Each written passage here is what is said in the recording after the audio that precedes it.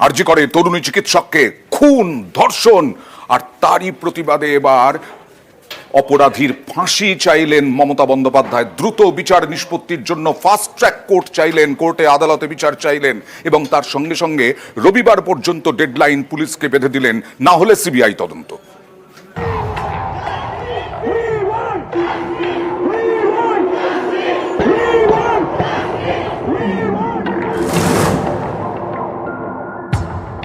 যেই জড়িত থাক তাকে ইমিডিয়েট শাস্তি দিতে হবে এবং আমরা চাই এই কেসটা ফাস্ট ট্র্যাক কোর্টে হোক।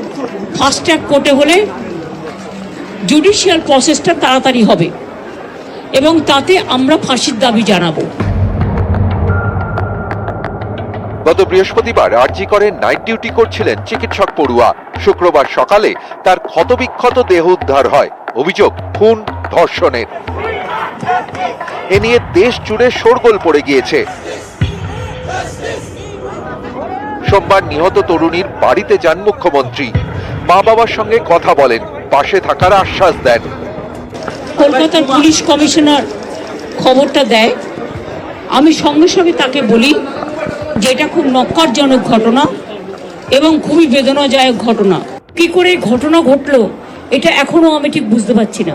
পুলিশকে আমি বলেছি, বাবা মাও যেটা আমাকে বলেছেন যে ওদের ভেতরেই কেউ আছে। যদি ভেতরে কেউ থাকে, কারো প্রতি সন্দেহ হয়, যারা ছিল, যারা ওর বন্ধু বান্ধব, তাদেরকে সবাইকে ডেকে কথা বলবে। আজকে প্রিন্সিপাল নিজে রেজিগনেশন করে দিয়েছিলেন।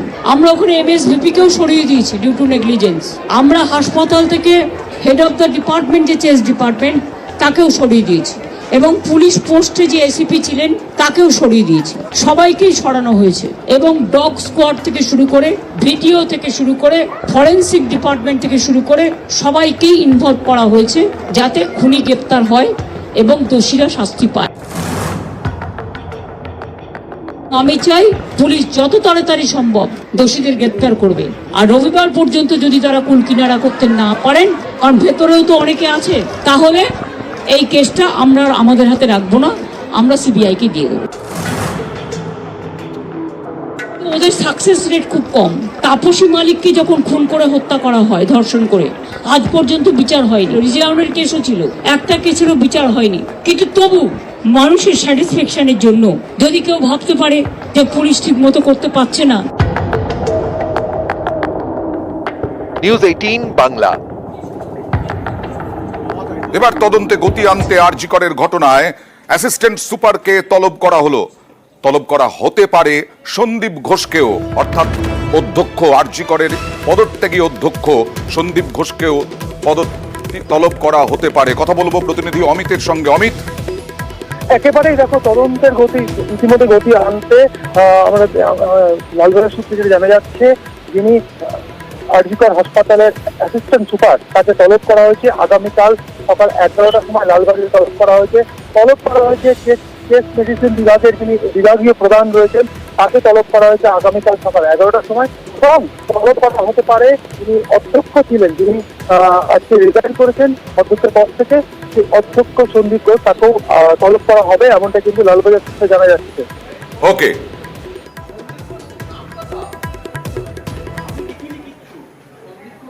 কলেজ স্কোয়ার থেকে আরজি কর পর্যন্ত মিছিল, সিনিয়র ডাক্তার, ডাক্তারি পড়ুয়া, বিভিন্ন সমাজের বিভিন্ন ক্ষেত্রের মানুষদের প্রতিবাদ মিছিল। আপনারা দেখছেন সেই ছবি। কলেজ স্কোয়ার থেকে আরজি কর পর্যন্ত আরজি করের ঘটনার প্রতিবাদে ডাক্তারি পড়ুয়া, সিনিয়র ডাক্তার ও নাগরিক সমাজের মিছিল।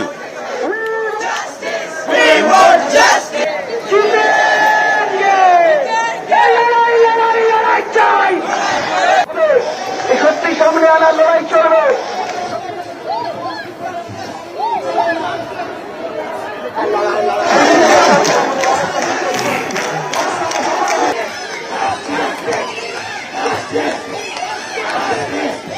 আবার জানানো হলো মোবাইলের।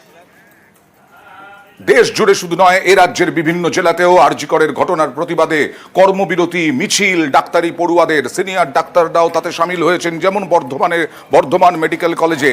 বর্ধমান মেডিকেল কলেজের ছবি আপনারা দেখছেন। ডাক্তারি পড়ুয়াদের বিক্ষোভ, প্রতিবাদ। উত্তরবঙ্গ মেডিকেলেও চলে যাব। হাসপাতালের যদিও খোলা ছিল জরুরি পরিষেবা, আন্দোলনে জুনিয়র ডাক্তাররা, উত্তরবঙ্গ মেডিকেল বিক্ষোভকারী পাশে দাঁড়ালেন সিনিয়র ডাক্তাররাও।